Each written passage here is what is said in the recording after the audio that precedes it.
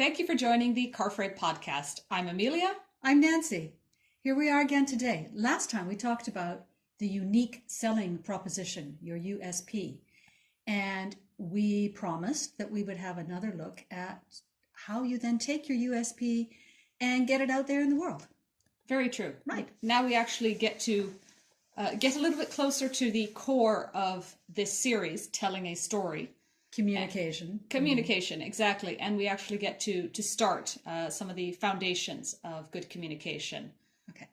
But before the start, if I can say, it was about internally, my team, we've all agreed on what is our unique selling point, what makes us different, what differentiates us from everybody else, what do we do that no one else does.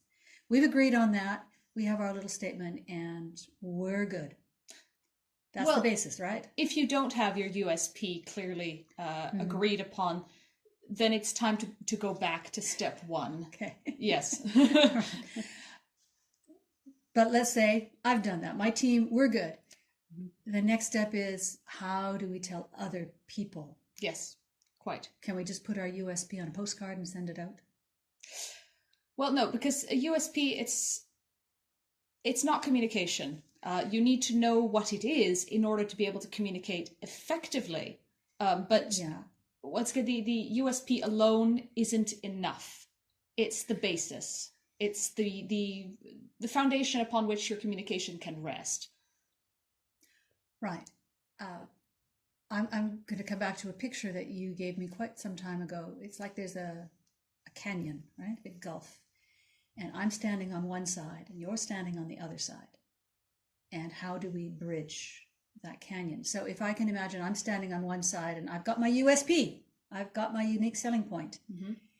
And how do I get it across the canyon to you? Exactly. Okay. Exactly. Communication, indeed, is often described as a bridge. That's usually must have been what you were doing with me. Yes. That usually is the metaphor that people use. Because once again, communication, it's about connecting the sender to the receiver. It's about indeed bridging that gap. Yeah, I like to picture the two little guys on the cliff edges, sender and receiver. So what I want now is a nice, clear, clean, solid bridge across the gap, so that people want to cross my bridge. Yes, and not the one further down the canyon. Exactly. You want, if you've got your organization as a little hut on the other side of the canyon, why would someone go to your hut rather than someone else's? Okay. Your hut may be the best hut on the other side of the canyon. It may be the very best and therefore the best USP. But if your bridge is shoddy and flimsy and doesn't look all that great, then I'm never going to make it to your USP. I'm not going to want to go there. I'm never going to want to bridge that. Okay. Yeah. So that's what communication does. Is it in a sense it links your USP with the target audience. Okay. Now I've been thinking very much here about other people, but it could also be within my own organization, right? If my project group has determined its USP, its unique selling point, we now have to get that across the bridge. We have to build a bridge to all my other colleagues, to my board, or it can be external. I have the organization has determined its USP, and now I have to build a bridge to get it to my members. Yes. For instance. Okay. Yes, exactly. It works in all these contexts. Communication, indeed, is not does not have one particular audience. Okay. But indeed, there is a lot of different types of communication to deal with different types of target audiences. We will be starting at step one today when it comes to communication. And that is purpose, mission, and vision. Those are terms that you have likely heard before. Okay, yep, I have.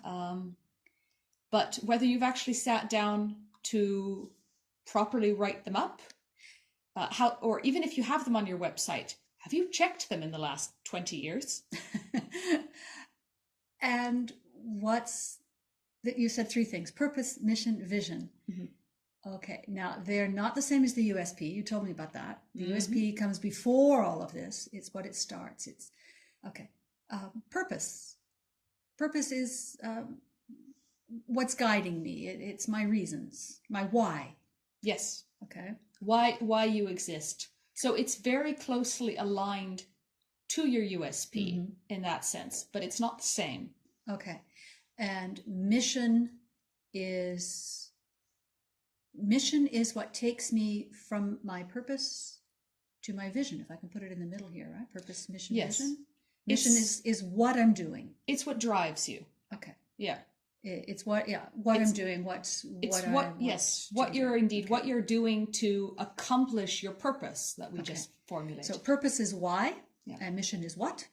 And the third one was vision, what I'm aspiring to.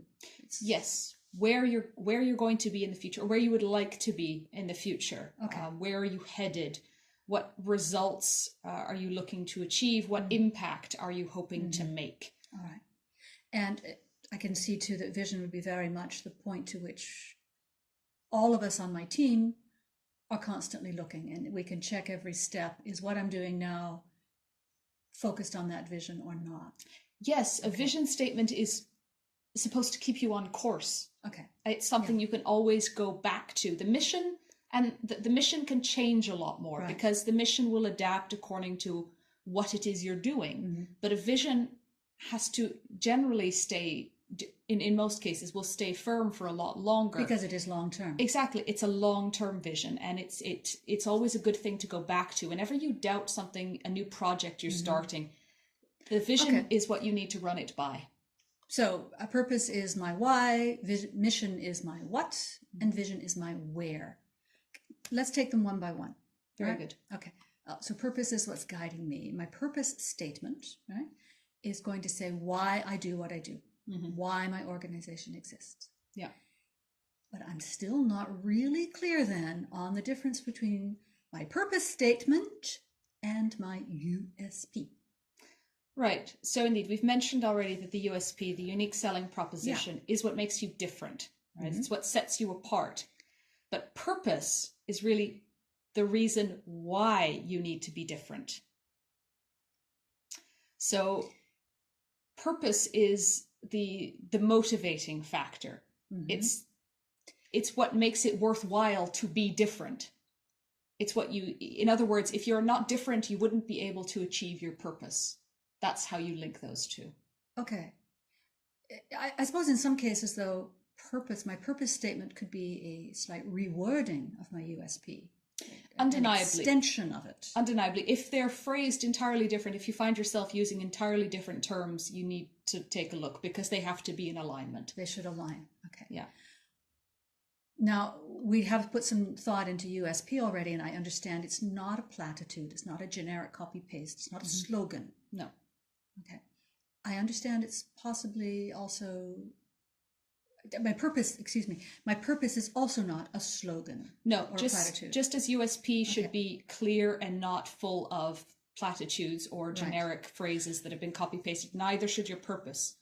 Can it be a whole paragraph, a whole page? How many pages can I write?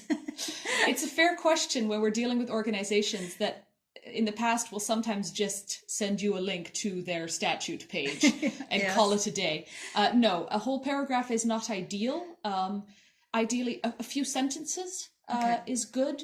It can even, if you're very good, you can go for one sentence. Though please avoid the semicolons. This is not an exercise in punctuation. Once again, the larger your organization, the more complex the work you're doing, it can be justified to have a slightly longer purpose statement. But clarity and simplicity are aims.